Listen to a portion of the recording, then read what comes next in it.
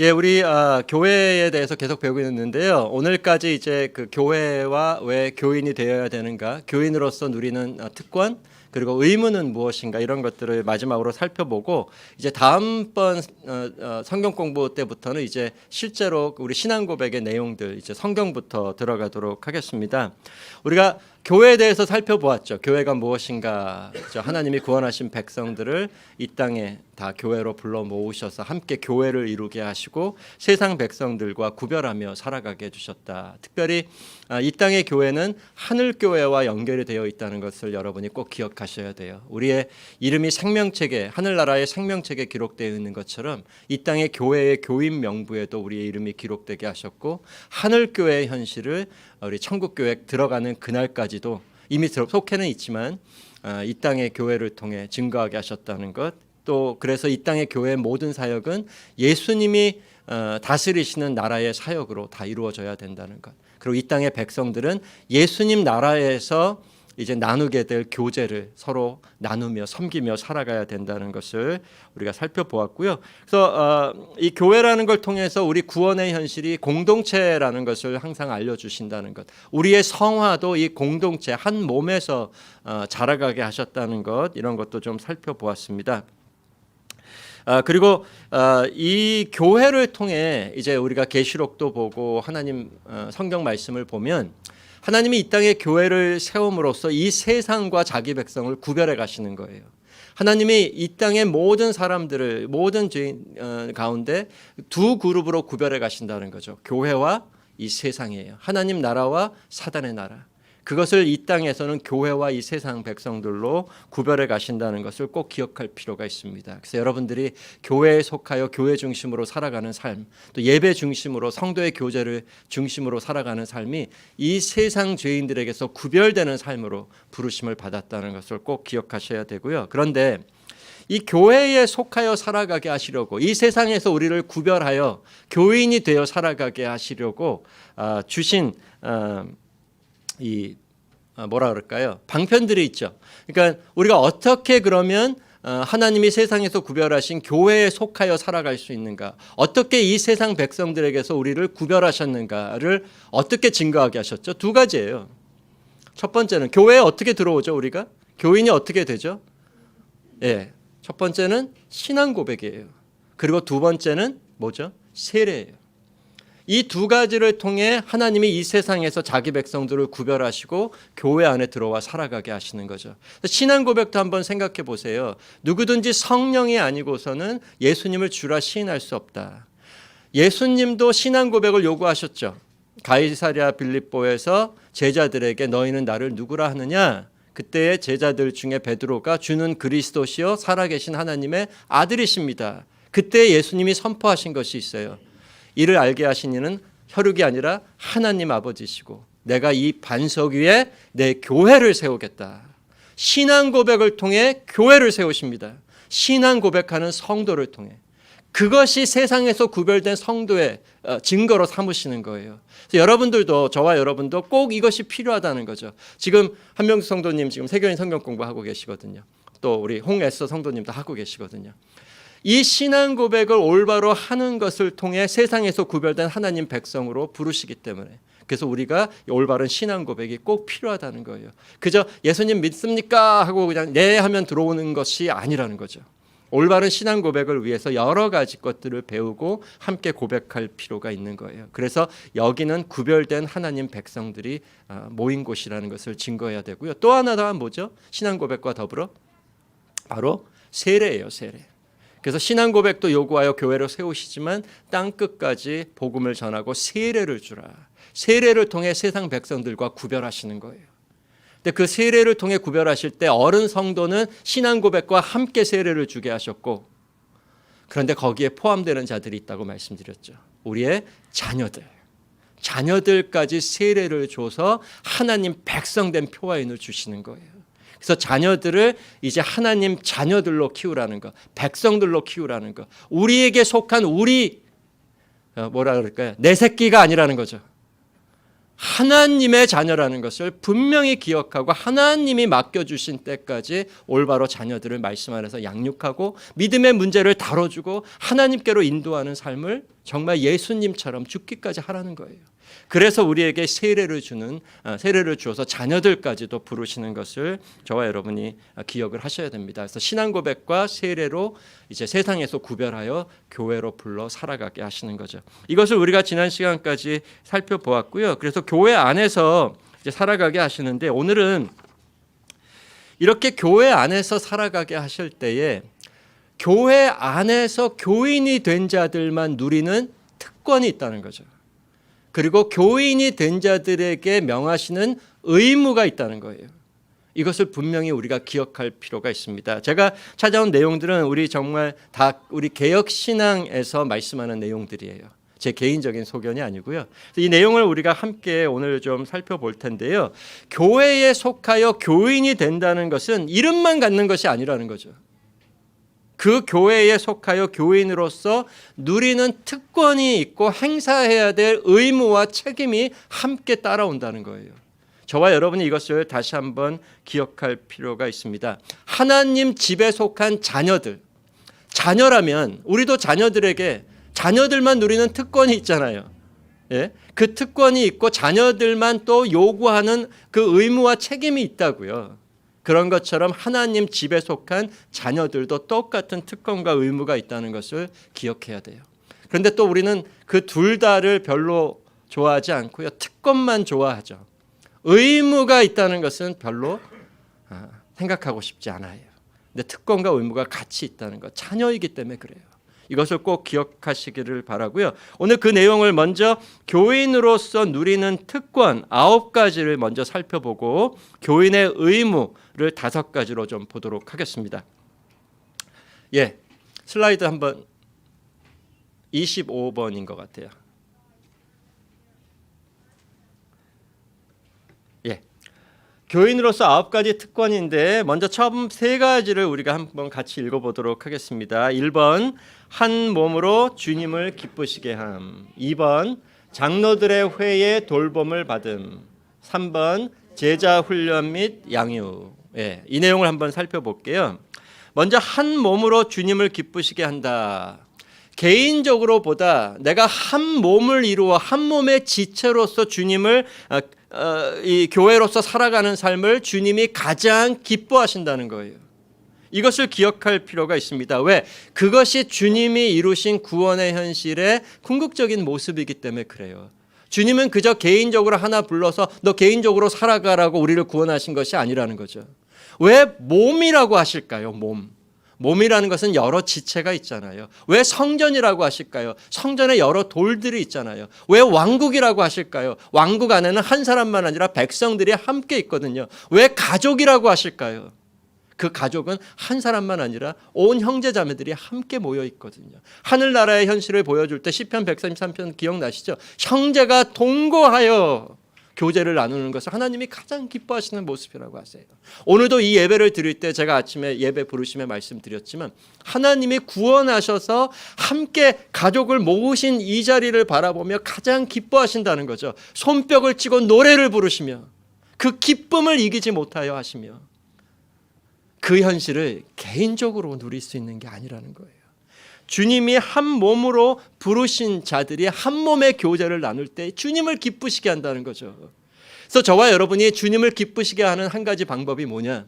내가 적극적으로 몸에 속하여 지체들을 돌아보며 한 몸의 교제를 나누며 살아가는 것. 한 몸으로 예배하고 한 몸인 것을 기억하고 한 몸으로 성찬에 참여하고 한 몸으로 서로 돌아보며 살아가는 주님이 기뻐하시는 삶입니다. 그것을 이 교인이 되어 누리는 거죠. 이것을 여러분이 먼저 기억하면 좋겠고요. 이로써 천국의 현실을 증거하는 거죠. 사랑으로 섬기며 한 몸 된 것에서 예배하고 교제하며 주님의 은혜를 누리며 함께 자라가는 것. 이것을 교인의 특권으로 누릴 수 있는 거고요. 교인이 아니면 이걸 fully 누릴 수가 없어요. 그죠? 그래서 이것을 먼저 여러분이 기억하시길 바랍니다. 두 번째로는 장로들의 회, 당회의 돌봄을 받는 거죠. 그러니까 하나님 나라는 아무도 다스리지 않는 나라는 아니죠. 주님이 왕 되시고 주님이 다스리시고 주님이 돌아보시고 주님이 보살피는 나라잖아요. 이 땅에서는 그거를 누구한테 맡기셨죠? 너는 교회라 베드로에게 말씀하시고 두세 사람이 모인 곳에 내가 함께하고 너희가 땅에서 매면 하늘에서도 매이고 땅에서 풀면 하늘에서도 풀리리라. 이 땅에 교회에 주님의 권세를 주셔서 주님의 양들을 돌아보고 치고 다스리라고 하신 거예요. 그것을 이 땅의 장로교회는 당회가 하게 하시는 거죠. 이 땅의 교회에. 그래서 장로들의 돌봄을 받고 다스리심을 받는 것, 주님 나라의 현실을 fully 누리는 거예요. 그런데 그 아래에 있지 않으면, 교인이 아니면 이것을 할 수가 없다는 거죠. 주님의 다스리심 안에 살아가지 않는 모습이에요. 교회에 속하지 않으면. 그래서 하나님 나라에 속하여 주님의 다스림 속에 살아가는 현실을 이 개교회 로컬 처치에서 이제 교회의 다스림 안에, 당회의 다스림 안에, 당회의 돌아봄 안에 살아가게 하셨다는 것을 누리시는 거예요. 그래서 이것을 꼭 기억하시면 좋겠고요. 세 번째는 제자 훈련 및 양육인데, 교인으로서 자라갈 때 한 몸 된 것에서 한 믿음으로 함께 양육받고 자라가며 성화해 가게 하셨다는 거. 우리가 그때 에베소서 말씀 살펴보았죠. 에베소서 4장에 이런 말씀이 나와요. 이 앞에 말씀을 잘 들어보세요. 우리가 다, 이 말씀이 꼭 들어가요. 우리가 다 하나님의 아들을 믿는 것과 아는 일에 하나가 되어 온전한 사람을 이루어 그리스도의 장성한 분량이 충만한 데까지 이르니. 개인적으로 말씀하진 않아요. 우리가, 교회가 함께 한 몸으로 하나님 아들을 한 믿음으로 믿고 함께 아는 일에 하나가 되어 그때의 온전한 사람, 예수님을 증거하는 온전한 한 사람을 이루어 그 예수님의 장성한 분량까지 닮아가게 하셨다. 이 양육, 교인으로서 누리는 거예요. 교회 안에 들어와서 함께. 이것이 세 가지 특권이라는 것을 꼭 기억하셔야 되고요. 그 다음에 4번, 5번, 6번 보겠습니다. 네 번째 같이 읽겠습니다. 영적인 은사를 가지고 섬김, 직분으로의 부르심, 그리고 개교회만이 아니라 교단에 속한 멤버가 되고 성례의 완전한 참여, 세례, 유아 세례 및 성찬. 이 내용을 보면은요, 영적인 은사를 가지고 섬기는 것, 직분으로 부르시는 것, 그래서 교인으로서 적극적인 성도의 교제를 나누며 살아가게 하셨다는 이 특권이죠. 내가 주님의 몸의 지체로서 팔의 역할을 하게 하셨다. 눈의 역할을 하게 하셨다. 코의 역할, 귀의 역할, 입의 역할, 다리의 역할을 하게 하셨다. 얼마나 특권입니까? 그렇죠? 안어예요, 안을. 그래서 내가 이 직분, 이 은사를 생각하면은요, 여러분이 그걸 기억하셔야 돼요. 주님의 몸의 지체라고 하셨잖아요. 그러면 그저 팔이 아니라 누구의 팔이에요? 주님의 팔처럼.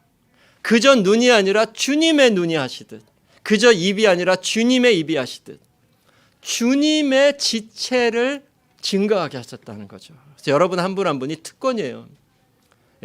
송소은 집사님, 주님의 그 은사를 가지고 주님처럼 다스리는. 최춘희 성도님, 주님이 주신 은사를 가지고 주님처럼 돌아보고 긍휼의 사역을 하는. 이런 주님의 그 지체로서 하게 하신 것이 너무나 놀라운 특권이죠. 여러분들이 그 특권을 버리실 거예요. 주님의 한 지체로 살아가는 특권을 버리실 거냐고요. 그래서 이 주님의 한 지체로서 주신 은사를 가지고 이제 섬기게 하셨다는 것, 이것이 너무나 중요하고요. 그 중에 이제 직분의 은사까지 가는 거죠. 왜? 내 집이니까, 내 가족이니까 또 하나됨을 지키는 특권을 하게 하셨죠. 그래서 주님을 섬기듯 교회와 형제들을 섬기고 주님 나라를 증거하게 하셨다는 것. 이제 다음 주일에 우리가 설교 때도 볼 텐데요. 예수님이 죽으셨다가 부활하시고 승천하실 때 그 이루신 구원의 현실을 보여주시는데, 모든 자기 백성, 구원하신 백성들에게 선물을 주셨다는 말이 나와요. 하나님 나라로 섬기라고. 그 선물이 은사예요. 은사가 주어지지 않는 자는 하나도 없어요. 모든 분들이 다 은사가 주어졌다는 거죠. 그 은사를 가지고 뭐 일을 열심히 하라 뭐 이런 것이 아니고요. 다 나에게 교회 안에서 주어진 위치와 질서 속에서 섬기라고 주신 은사들이 있다는 거죠. 여러분들이 이것을 꼭 기억하고 그것이 특권이라는 것을 꼭 기억하시기를 바랍니다.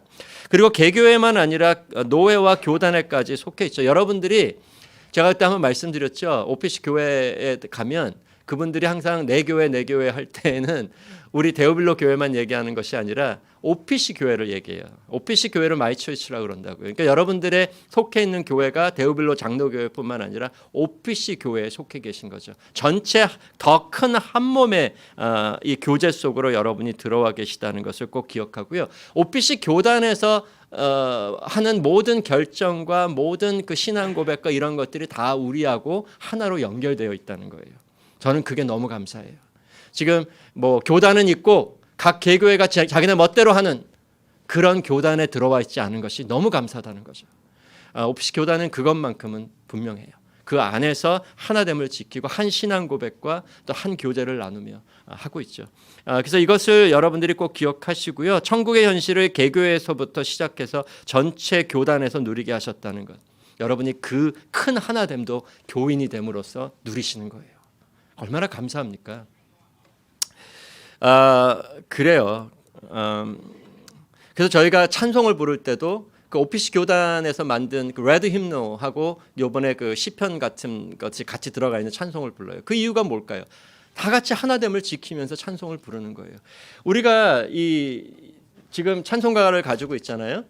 이 찬송가를 주일 예배 때 부르는 이유가 뭘까요? 예배가 아닌 곳에서는 우리가 다른 찬양도 해요. 사실은 우리가 하지만 부르는 이유가 뭐예요? 물론 이 안에 못 부를 찬송도 많이 있어요. 가사가 우리가 믿는 신앙하고 안 맞는 것도 있지만 그래도 이 찬송을 하는 이유는 하나됨 때문에 그래요. 모든 교회들이 이 찬송을 중심으로 하기 때문에. 그래서 우리가 이 안에서 정말 셀렉티브하게 찬양을 골라서 하고 있는 거죠. 그래서 그런 면에서 이 하나됨을 지키는 의미에서 개교회만 아니라 OPC 교단에까지 하나 되어 있다는 것을 누리시는 거예요. 교인이 되시면. 그 특권이라고 생각하세요? 네, 맞습니다. 놀라운 특권이에요. 그다음에 이제 6번의 성례의 완전한 참여. 그래서 이제 아까 말씀드렸지만 세례 또 유아 세례 받고 이제 한 몸으로 들어오는 거고. 그다음에 이제 성찬회까지 함께 참여하는 거죠. 성찬은 이제 한 떡에 참여하고 한 잔에 포도주에 참여하는 거잖아요. 주님의 살과 피에. 그래서 함께 하나 되어 있다는 것을 성찬을 통해 증거하는데 이 교회의 그 올바른 치리 아래에서 이제 한 몸 된 영적 교제를 나누는 거죠. 교인이 안 되면은요, 그저 개인적으로 성찬에 참여하는 것이 돼요. 근데 성찬의 의미가 공동체적인 의미가 있거든요. 고린도전서 11장 그리고 예수님이 최후의 만찬 하실 때도 전체 몸 예수님의 12제자들 또 교회가 함께 한 떡에 참여하는 것으로 예수님과 교제를 나누고 형제들끼리도 교제를 나누게 하신다고요. 이것을 fully 이 특권을 누리려면 교인으로서 누려야 되는 거죠. 교인이 아니면 이 특권을 누릴 수가 없습니다. 그저 개인적으로 참여하게 되는 것이 되죠. 그래서 여러분들이 이것을 꼭 기억했으면 좋겠습니다. 세례나 성찬이 다 개인적인 것이 아니라는 것. 세례 왜 받게 하시는 거예요? 나 혼자 구원받았다는 표예요? 세례 받고 교회로 들어오게 하시는 거예요. 성찬도 그렇게 들어온 자들이 함께 한 몸으로 참여하는 거고 다 공동체적인 의미. 여러분이 그 fully 세례와 성찬이 알려주는 복음의 현실을 교인이 되었을 때에 온전히 누리시는 거예요. 특권. 그 다 이해가 되시죠? 예. 이것을 꼭 기억하셨으면 좋겠고요. 마지막으로 7번째, 8번째, 9번째 보겠습니다. 예. 7번째 교회의 치리 및 항소, 8번째 집사들의 돌봄, 9번째 직분자 선출 및 교회 결정사항 투표권. 예. 교회의 치리 및 항소는 교인으로서의 권리를 알려주는 거예요. 교인들의 특권이 뭐냐? 여러분들이 이 교회에 주님이 주인이시지만 그런 뜻은 아니에요. 그러니까 잘 이해하셔야 돼요. 여러분들이 또한 이 교회의 주인이라는 거죠. 여러분들이 이 교회를 이루는 가족들이에요. 그 여러분들에게 특권이 있는 거예요. 목사에게 특권이 있는 게 아니에요. 엄밀히 따지면은요, 더는 이 교회 소속이 아니에요, 사실은. 노회의 소속이라고요.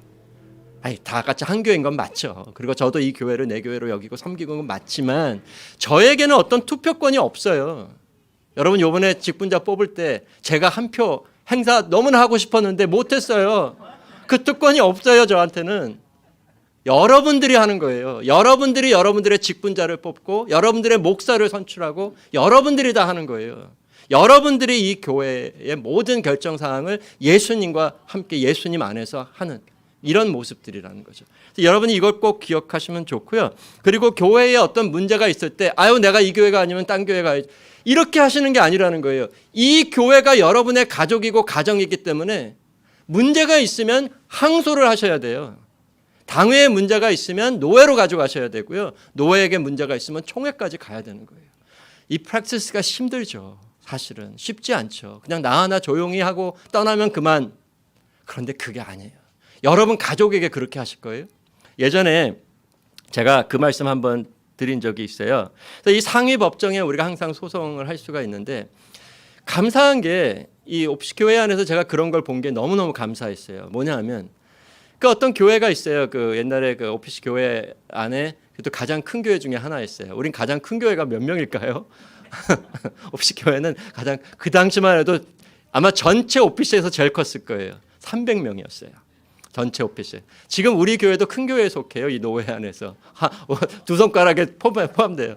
예, 어쨌든 그런 교회인데 그때 그 교회에서의 그 어떤 그 이런 그 이 노회로 올라오는 상소 사건이 있었어요. 그러니까 그때 그 항소 사건이 어떤 거였냐면 그 교회에 인턴으로 들어와 있던 그 전도사님, 그 교회 멤버죠. 그분이 이제 신학교 가고 멤버가 됐는데 그분이 제가 한번 말씀드린 적이 있어요. 목사님을 고소했어요. 목사님을 왜 고소했냐면 목사님의 가르침 중에 개혁 신앙이 아닌 어떤 펜테코스탈이나 이 카리스메릭 한 이 순복음 쪽 가르침을 가르쳤다고 해서 그걸 노회로 가지고 와서 이제 당회가 결정해서 노회로 가지고 왔죠. 근데 거기에 제가 모습을 가만히 보면서 어느 누구도 자기 교회라고 생각하지 않는다는 거죠. 그러니까 자기 교회라는 게 뭐냐 하면 개인적으로 자기의 소유라고 생각하는 분이 없어요. 그러면 노회에 가서 함께 우리 알아보자라고 나온다는 거죠. 제가 그 옛날에 그런 얘기를 들은 적이 있어요. 이건 사실이 아닐 수도 있으니까 방송에 나가서 너무 죄송한데요. 한번 그렇게 전도사가 했다고 하면 하극상 한번 찍히면 목사 되기 힘든 그런 일이 있어서는 안 되죠. 이분이 그렇게 해서 목사님도 거기서 알아보고 거기서 목사님이 잘못했다고 해서 이분이 목사님이 회개하고 다시 또 들어가서 형제교제 나누면서 교회를 하고 계세요. 이런 거라는 거죠. 지금 어느 누구 주님의 교회이기 때문에 그런 거예요. 어느 개인의 어떤 목사의 교회도 아니고 어떤 장로의 교회도 아니고 우리는 소유권을 너무 주장한다고요. 그게 아니라는 거예요. 주님의 교회이기 때문에 이런 치리 및 항소를 하는 거예요. 이게 주님의 교회니까 주님의 교회를 지켜야 되니까 그것을 다 순종한다고요. 그런 일이 일어나요. 사실 그게 참 보기가 힘든 일인데 너무 감사했어요. 둘이 뭐 허그하고 악수하고 뭐 다 하세요. 그것 때문에 싸우거나 감정이 상하지 않는다고요.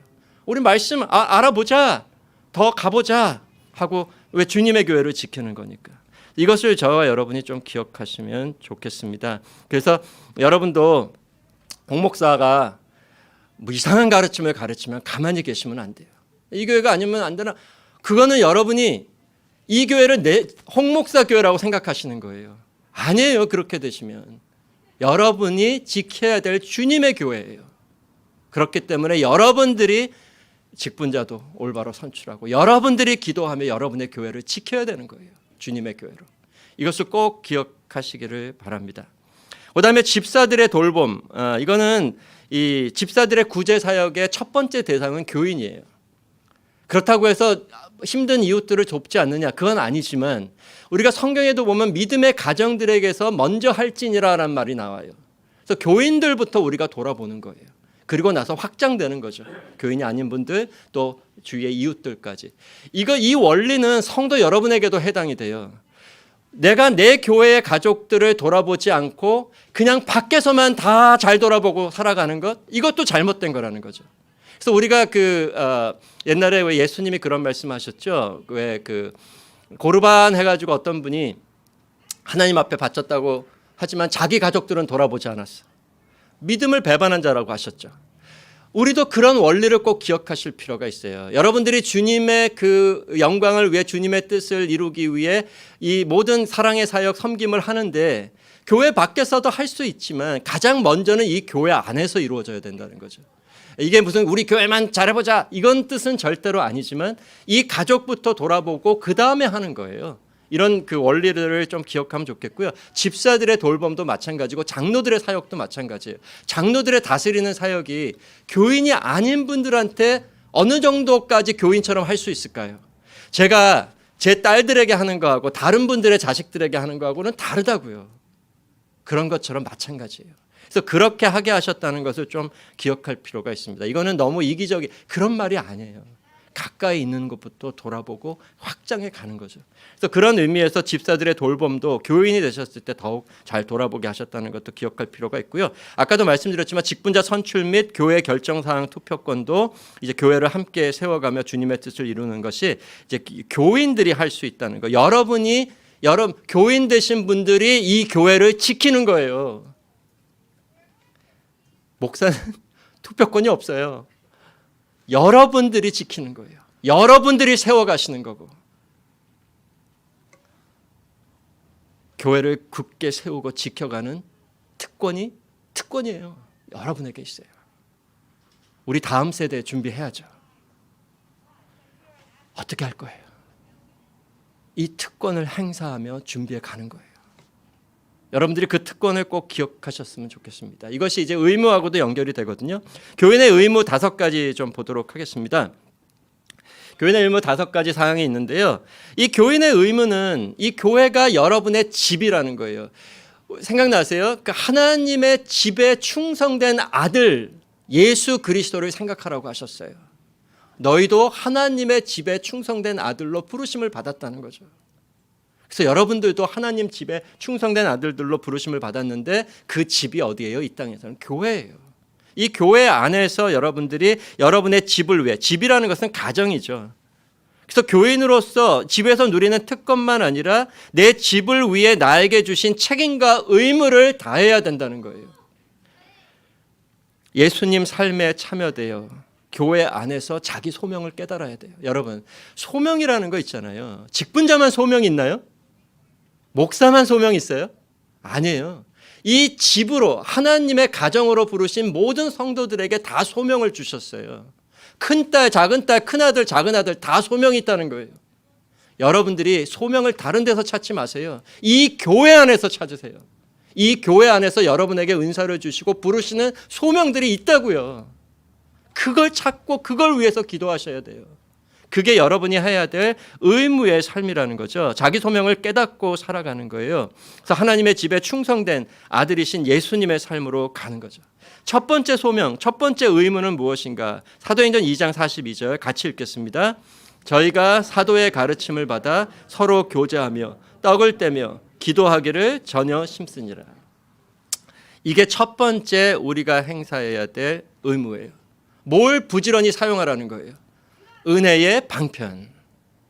은혜의 방편을 부지런히 사용하는 것이 여러분의 의무이고요. 특권이기도 하고 또 책임이기도 합니다. 은혜의 방편을 사용하지 않고 나는 왜 이렇게 은혜가 없이 살아가지? 이건 말이 안 되는 거예요. 은혜의 방편을 사용하며 살아갈 때에 성령님이 주실 은혜를 간절히 기다리는 거죠. 하나님의 사랑. 나 하나님의 사랑 뭔지 알고 싶은데 잘 몰라. 그런데 여러분 생각해 보세요. 내가 그 사랑을 사모하며 은혜의 방편을 부지런히 사모하며 하고 있는지, 그리고 기도하고 있는지 하나님이 분명히 이루어주세요. 후히 꾸짖지 않고 주신다고 하셨잖아요. 능히 넘치도록 주신다고 하셨잖아요. 은혜의 방편을 통해 하나님과 부지런히 교제를 나누며 살아가야 되는데 이 의무를 행할 때에 나만 위해서 하는 게 아니에요. 나에게서 나아가 가정으로 자녀에게까지 확산돼야 된다는 거죠. 아까 읽었던 이 사도행전 2장 42절은 교회에서 한 것을 얘기하죠. 교회도 물론 예배와 말씀 사역을 계속해서 해야 되지만 교회뿐만 아니라 가정에서도 가정 예배를 드리고 개인적으로도 예배를 드리고 말씀을 읽고 기도하고 신앙서적을 읽고 이것을 게을리하면 안 되고요. 특별히 우리 자녀들 기억해야 돼요. 자녀들에 대한 의무와 책임이 우리 가정에게 있다는 거죠. 이번에 그 번역팀이 지금 번역하고 있는 것이 지난번에 왜 가정예배 서론 했잖아요. 이제 가정예배 모범을 진짜 번역해서 드릴 거예요. 개혁신앙이 그거 지키며 살아왔어요. 자유주의 신앙이 찾아오고 이성주의가 찾아오고 합리주의가 찾아오고 인라인먼 시대가 찾아올 때 다 무너졌어요. 그리고 그 모든 책임이 교회로 갔어요. 교회가 주일학교를 만들었어요.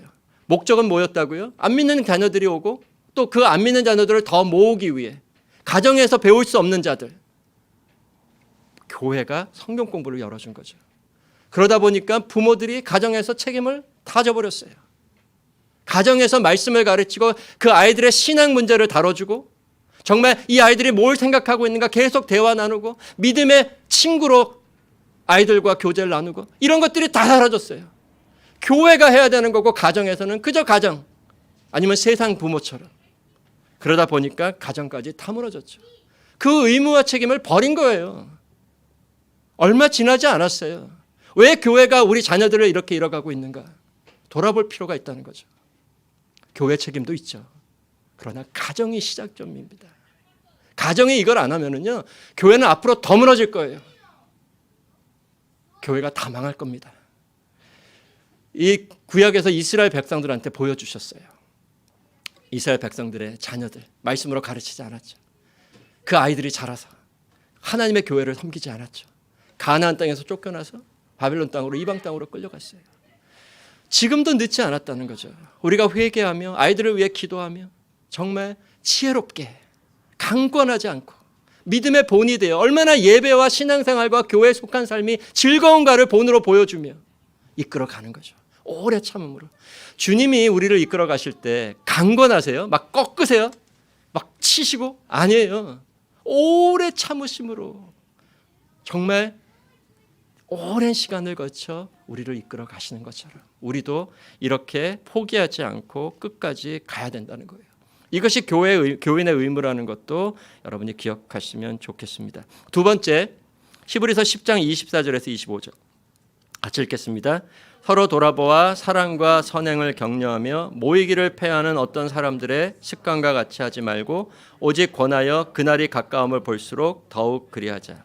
교회 모임에 적극적으로 참여하라고 하세요. 이거는 그냥 모이라는 그 정도의 수준이 아니고요. 그 모임이 알려주고 있는 궁극적인 구원의 현실이 있다는 거죠. 예수님도 천국으로 모아 자기 백성들과 함께 살아가고 서로 교제 나누며 살아가듯 우리도 이 천국의 현실, 예수님이 이루신 구원의 현실을 모임으로 증거하라는 거예요. 가장 첫 번째 우리가 가장 빼앗기지 않고 잃어버리지 않고 타협하지 않고 모이기에 힘써야 되는 것은 어딘가요? 이 주일 예배예요. 주일 예배는 뺏기면 끝이에요. 이것마저도 없으면 우리 어디서 우리 믿음을 증거할 거예요. 팬데믹 때문에 어려움이 있었지만 다시 모이기에 힘써야 합니다. 그래서 우리가 적극적으로 모임에 힘쓰고요. 말씀, 교제, 섬김, 증인 된 모든 우리 모임에 힘쓰며 살아가야 되고요.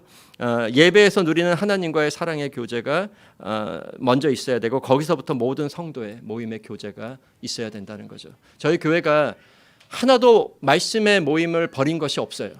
지금 예전처럼 예배, 주일 성경 공부, 금요 성경 공부 하죠. 거기다가 더 첨가한 것은 기도 모임이라든지 가정 성경 공부 모임이라든지 말씀 안에서 나누는 교제의 모임을 더한 거예요.